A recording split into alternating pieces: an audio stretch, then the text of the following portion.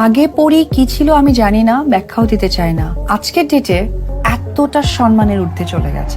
Live অনুষ্ঠানে সকলের সামনে শাকিবকে জড়িয়ে ধরে চরমভাবে আলোচনায় এসেছেন পরিমণি। প্রশ্ন উঠেছে তার চরিত্র নিয়েও, কিন্তু তিনি কি শাকিবকে কাছে পেতে জড়িয়ে ধরলেন নাকি আবেগের বশে এমন কাণ্ড ঘটালেন?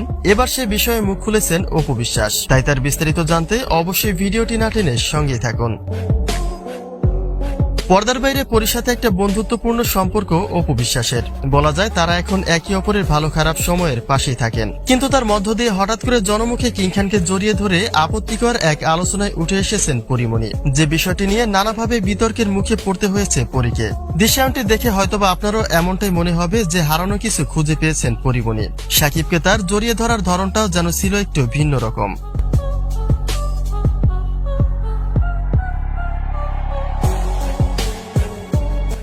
এমন দৃশ্যায়নের পরে একটা প্রশ্ন উঠেছিল, যেখানে পরীর সকল বিপদ আপদের পাশে থাকেন অপু বিশ্বাস।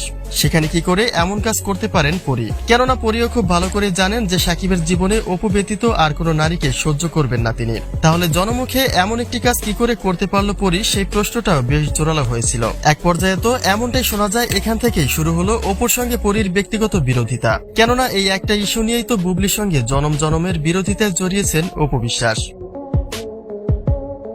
কিন্তু এ ব্যাপারে পরীর প্রতি নানা রকম অভিযোগ তুললেও তার প্রতি অপু বিশ্বাসের মনোভাবটা কি আসলে এরকম? পরী কি আসলে পারে তার ব্যক্তিগত জীবনের কাঁটা হতে? যে বিষয়টি জানাটাও তো জরুরি।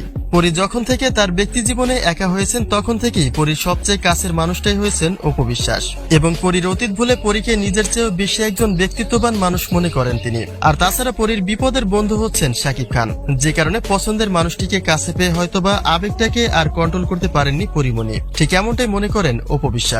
তিনি এটা মনে প্রাণেই বিশ্বাস করেন যে পরীকে দিয়ে আর যাই হোক অন্তত তার ক্ষতিটা হবে না।